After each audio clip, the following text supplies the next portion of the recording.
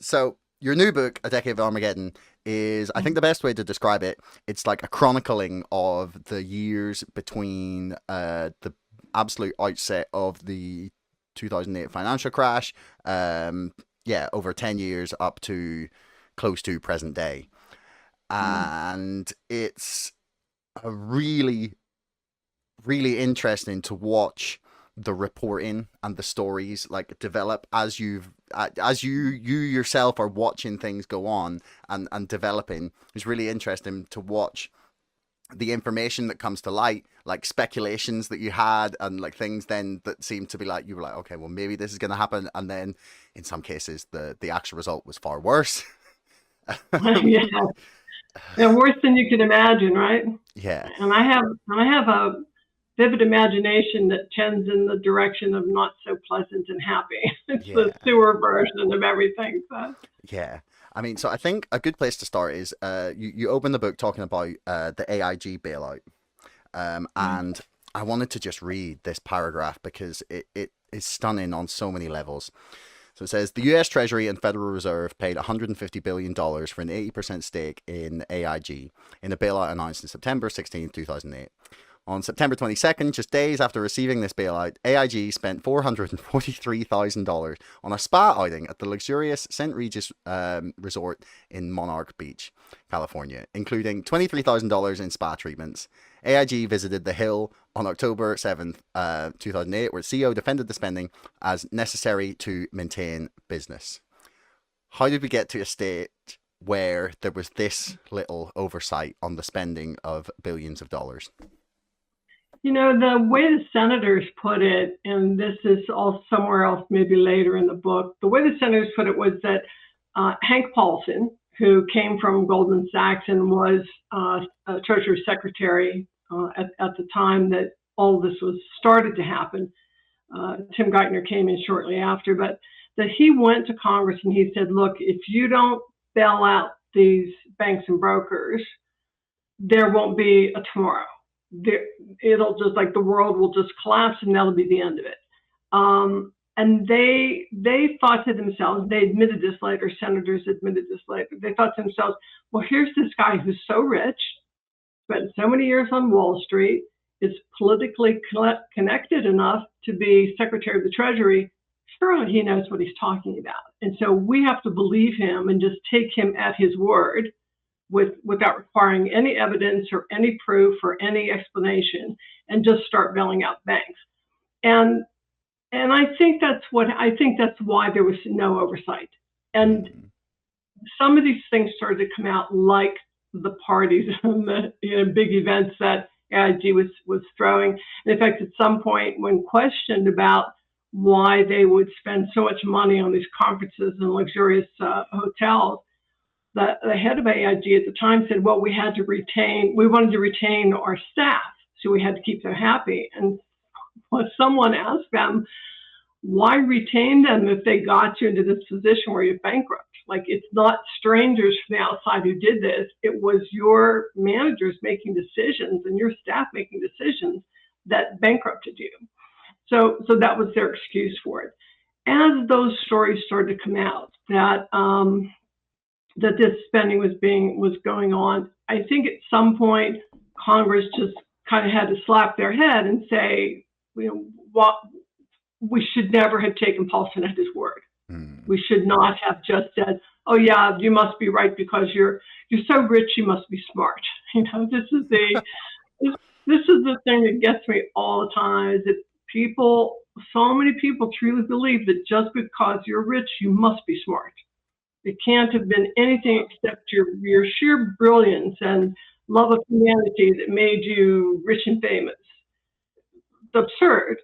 So what happened then is that because the federal government started handing out these bailouts, all of the I don't know if you remember Glass-Steagall, that we had the separation in the U.S. between banks and investment banks. Yeah. The banks weren't allowed to invest in stocks, and then that was all repealed, I think, in the Reagan era. I think it was actually Clinton that repealed Glass-Steagall, but I'll check that actually. Yeah, I don't remember now. It's one of those horrible events in life that you try to Much away from the mark, like most of the 2000s have been. Anyway, so what happened was, so you had investment banks like Goldman Sachs who didn't do commercial banking and therefore were not members of the Federal Reserve System. They were governed just by the SEC. But because the Federal Reserve got involved with Treasury in rigging all of these bailouts, investment banks like Goldman Sachs changed their charter to become banks, just regular commercial banks. That way they would have access to all that bailout money. And it wasn't long after they got their bailout money and, the public forgot what happened, that they went back to becoming investment banks and gave up the commercial banking side. Mm. Yeah. And like that bit where you were talking about, they just sort of, where Paulson went to Congress and was like, everything's going to end, you have to guarantee, you have to save the financial system, reminds me of literally exactly what happened in Ireland. The government just agreed in the middle of the night, like on the verge of like banking collapse, they were like, we'll guarantee it all, with no idea what the bill was going to be. They were just like, it's okay, we'll pay for it. It's such an insane thing to do. I mean, the whole point of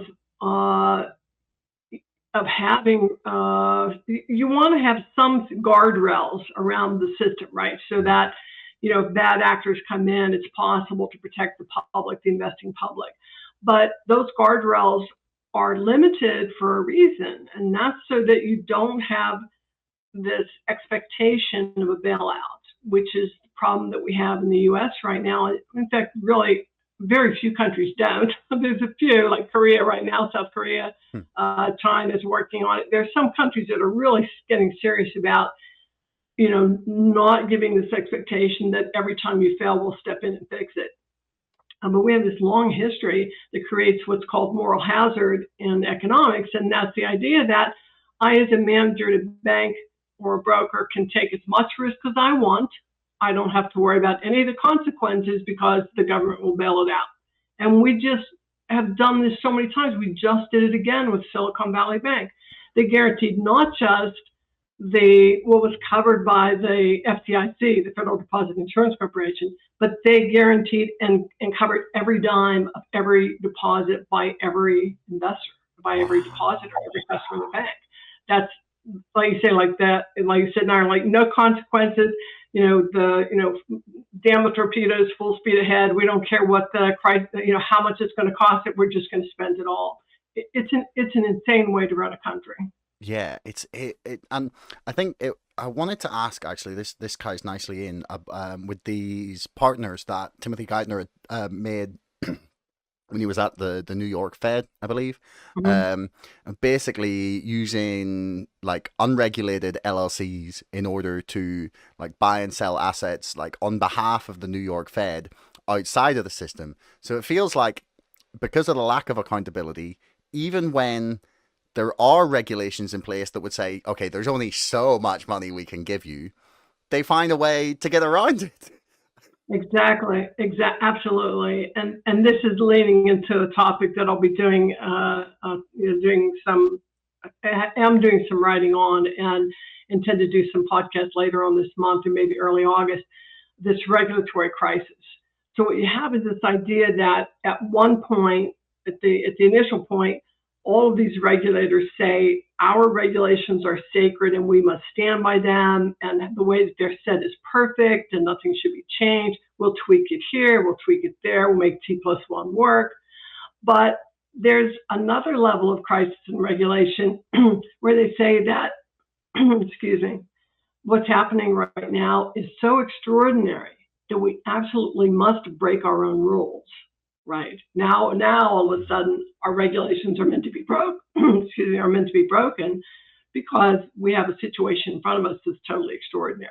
And that's what they did in 2008, many times before that, and then again in Silicon Valley Bank.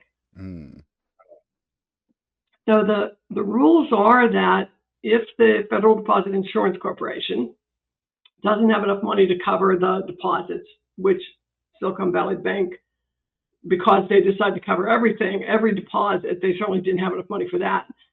The rule is that they're to go to the Treasury to get more money, to get the money to cover that. Well, at that point in time, the U.S. Treasury was in fact trying to get their debt ceiling raised through Congress, who was not cooperating, because they had actually had hit the limit of what they could borrow, and there just was no more wiggle room there. The deficit was high, the borrowing had topped out, and since the Treasury then didn't have money to give to the FDIC, rather than turning to Silicon Valley Bank depositors and saying, I'm sorry, these are the rules that we hold sacrosanct, that we all live by and cling to, they said, oh, let's just go to the Fed and get it from them. And that's what they did. And it was exactly what they did in 2008. They broke their own rules. It's honestly was not legal what was done in 2008 in terms of the cooperation between the Fed and the Treasury, in terms of the bailouts being run through private corporations, right, who had no accountability to Congress, but yet the taxpayers ended up having to pay for that. This idea that you can just break the rules when it suits you, and at other times hold everyone accountable to the rules because they're so precious. This is as bad as it gets. I just don't think it can really get much worse than it is. Yeah, it actually reminds me of the waiving of the ECP charges during the January 2021 mania, when people wouldn't have been able to cover due to extreme cover their deposit requirements to the NSCC. And therefore, the NSCC just decided that those deposit requirements were sort of not as necessary as they maybe had been considered to be. We'll just waive it for now, and it allows them to pick winners and losers. We'll waive for you, but not for you. Yeah. So we didn't waive for all these people who needed waivers. In the 5 years leading up to this, or 10 years leading up, we can't waive it for them, but we'll waive it for you because this is such an extraordinary circumstance. And that's what happened in 2008, was that the government picked the winners and the losers, who they would bail out and who they wouldn't. Why did Lehman fold and not Merrill Lynch, for example? So they're picking winners and losers, but yet standing by the almighty market will make the decision. It's their market-based discipline, and it's as if they don't hear themselves saying this. They're saying into themselves, they're saying, and they're telling us, oh, there's market discipline, the market will take care of it. This is what Gensler told the EU roundtable on T+1. We have a set of policies and procedures and market discipline, and all that works, and we don't have to step in and do anything else until we have to step in and do something else, right? So everything works until it doesn't work, and all of a sudden we get to decide that it's time to change the rules. Yeah, I was just trying to find the bit in 2008, and there was a financial firm that you'd mentioned, but I cannot find the bit that I've highlighted because there's a lot of notes I have on the book. And essentially, reading it is good. Yeah, I mean, it makes my blood boil, but it's fantastic. I will say one thing about that while you're looking for that name. One thing about that, this does, like most of the stuff I write, this will also really get your blood, will raise your blood pressure. But the advantage of this book is that it's written in, someone called it ape friendly, but it's written in because the articles there was a certain length that the editor wanted from me for each of them. So you can take it in pieces. You can read one article and then stop.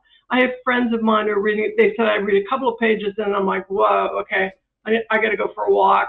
I can't stay with it. But you don't have to, because it's written in a style and in chunks, like smaller chunks, so it's easier to digest that way. Hey everyone, thanks for making it right the way to the end of the podcast. I love that you tuned in this long. Do me a favor, hit subscribe, because 80% of you bastards are not subscribing, but you're watching my videos. See you next time.